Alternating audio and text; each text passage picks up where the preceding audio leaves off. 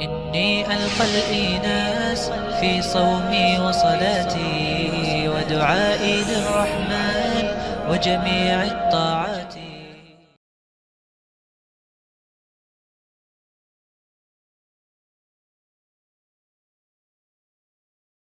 You first have to prove Islam is true, objectively, or through some kind of evidence base, and then the rulings of Islam, it would have some weight. Otherwise, it doesn't. And that is actually the case with all of the religions. Any religion that claims to have divine authority, it has to prove itself first. So then the injunctions make sense afterwards. But that is, for us, it's more commonsensical. So for example, I here as a Muslim, the fact that I am standing here as a Muslim and my holy book says certain things, I can tell you that I believe that these moral things are objectively right or wrong.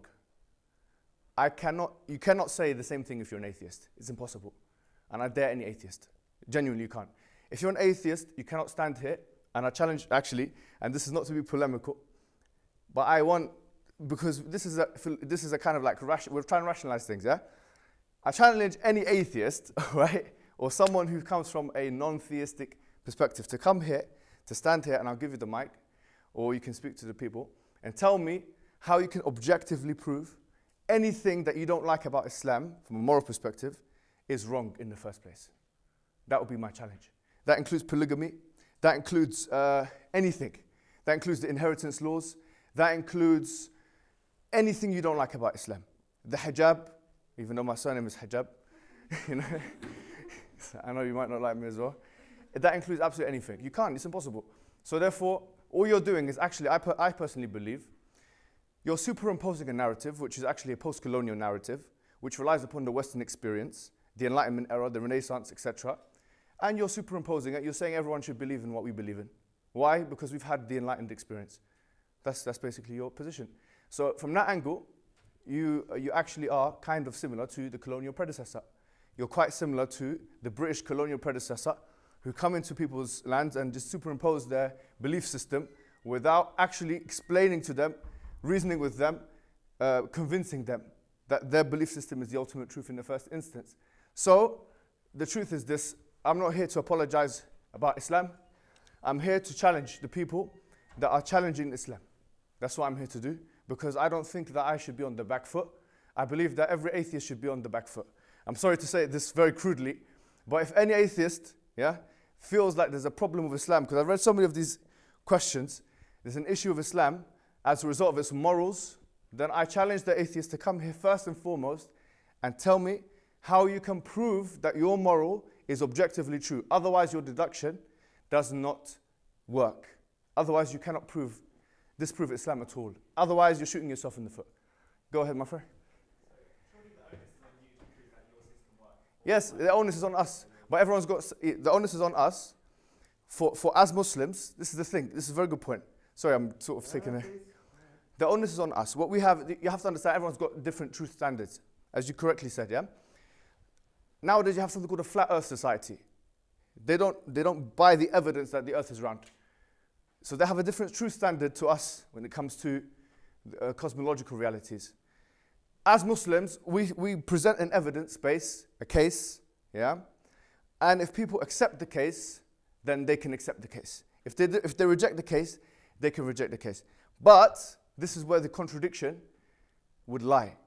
If you, as let's say, a communist, a feminist, a Marxist, or any other ist, who isn't really a religious background, comes forward and says, no, you ought to believe in this.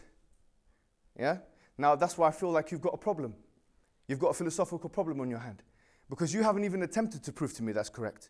You've just said it's popular opinion, for example, that men and women should be treated equally. All right, I don't disagree with this point. Let's say I don't disagree with this point. Generally speaking, Muslims, they don't disagree with this point. Generally speaking, men and women should be treated equally is more true than it is false. But you haven't been able to prove that to me, objectively, just as you would be able to do if you did maths. So therefore, you're asking why is it that women do this and men do in this Muslim country? What question is this? You have to first prove your premise. You have to prove your presupposition.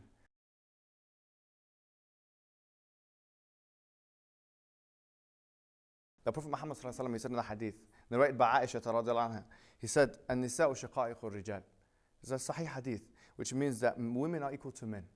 Actually, if you look at even Salafi thought, Salafi, they say, if I was looking at a fatwa from Ibn Baz, he said Ibn Baz is one of the literalistic, he doesn't take any, and it's in Saudi Arabia, where, he was one of the people that said that,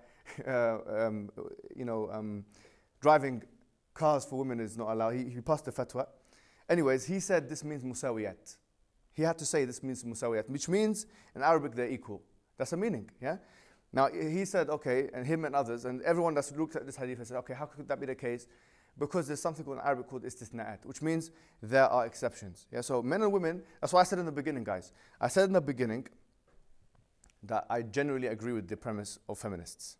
Wait a minute, what did I just say? I'll tell you what I said, yeah?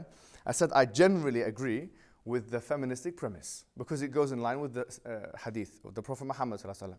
And nisa'u shaqa'iqu rijal. Men and women are equal. Yeah? Now, having said that, I want to, and this hadith is strong, it's sahih. Having said this, now there are exceptions. Muslims and feminists, let's say they agree on the same premise, yeah? Muslims agree that women and men are equal in a sense, and feminists agree that men and women are equal by premise, yeah? Now, this is the premise. The prescriptions that feminists have and the prescriptions that Muslims have, or that Islam has, are different. Do you understand? So, both feminism, as a scholastic tradition of many hundreds of years, and Islam has exceptions to this rule. And I'm saying this very clearly. You're a feminist, I'm gathering, possibly, maybe liberal feminist, because you're not attacking me or something. But, no, generally, radical feminists, some of them are very violent towards other people, just like radical Muslims are. Having said that, no, radicals are everywhere. You don't want to accept, you don't have to. The point is, because you're a liberal feminist, I'll say to you, do you agree that there should be equality, absolute equality at all times and places? What would you respond to that? Between men and women. I believe that men and women are the same. Okay, so would you say they should be equal in all times and places? I believe that they should have the same rights. In all times and places? Okay, I want to just hold her to that. I'm sorry, I'm not doing this to get at you. You're a very pleasant person, and I'm not, okay? I'm not. I wish I could be more like you. Yeah, seriously, I'm not saying that. The point is, if you believe in that, in America they have something called affirmative action programs, yeah? For black people, because they've been marginalized for many hundreds of years. So what they do is they have like, what is not quotas, but it's kind of like, it helps black people get into employment. Now what feminists are arguing for is quota systems for women to get into places of employment, especially parliament, yeah? And that's what they do for political parties. They have a kind of quota system where they have more women allotted spaces than they'll have men, yeah? Because they say because there's been such a disparity between men and women for many hundreds of years or many thousands of years. The patriarchal society is so strong. I agree with that, by the way. The patriarchal society is incredibly strong everywhere. Because of these reasons, we have to put quotas in place. Now, do you agree with this so far? I haven't said anything out of line, no? This is pretty much what's going on. Now, in essence, the prescription of a feminist is as follows. We ought to, a feminist would say, we ought to put women in places of employment using quotas, etc., which is an inequality. It's discrimination, positive discrimination, just like affirmative action is positive discrimination. It's inequality, it's unequal treatment, so that we can create what? Equality, correct? So you use inequality to create equality, but the feminist would then have to concede by prescription that at one point, at one time, that she would be using unequal treatment between men and women. If that's the case, then you cannot say I believe in equal treatment at all times and all places. But that's why I don't define myself as feminist. Yes, that's good. Women and men should have the same rights in all places. Yes, but then you would... Sorry, I'm sorry. So I don't feel like the quota thing, that is making inequalities. I think that they should choose as many women as men just because women are as good as men, but not like by law there has to be 50% women. It's just probably by statistics they're going to be about the same. But the point I'm making, sorry, just to be clear, is that there is something within the law that feminists agree with, or it's within the social environment, which is that women, in many different cases, ought to have superior rights to men. For example, in divorce, if a man and woman are divorced, who should have the children? Most people will say the women. Even in Islam, that's an injunction, but you can correct me, unless the woman gets married. So the woman gets custody of the children, according to feminists. In accordance to, obviously, statutory law, maternity leave is compulsory for women. If they have a contract with the company, paternity leave is 2 weeks and maternity leave is 1 year. That's obviously unequal treatment. Therefore, everyone believes in what? Exceptions. Muslims believe in, generally speaking, that men and women should be equal. Feminists believe, generally speaking, men and women should be equal. Both of those people believe in exceptions. Now, who defines and who has the right to define the exceptions? From an Islamic perspective, we have a maxim that Allah knows everything. He's all wise, He's all knowing, He's all hearing. God is all knowing. He knows what the exception should be. From a feministic perspective, there is an attempt, a human attempt, to try and assess the sociological reality in a certain time, in a certain place, and give prescriptions. Each and every time a woman or a man who is a feminist gives a prescription, they fundamentally break their initial premise, which is that men and women should be equal at all times and places. Unless they concede that it's not at all times and places, in which case we don't have a problem in the first place. Do you see what I mean? If you look at the Quran, just in relation to husband and wife relationships, there's 2 verses in particular that I've looked at with a magnifying glass, and sort of refer to, on the sort of surface, you might look at it and think, this is talking about male supremacy or domination over women.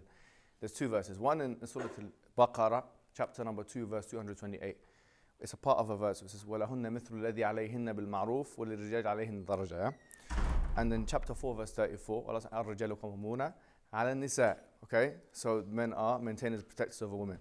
These are the only 2 verses you'll find in the Quran which refer to, when it comes to man or woman, okay, the kind of relationship there should be, and which may indicate, and some scholars have taken to indicate, you understand, that men have a leading role, and or let's say, let's even say the superior role as a husband than a wife.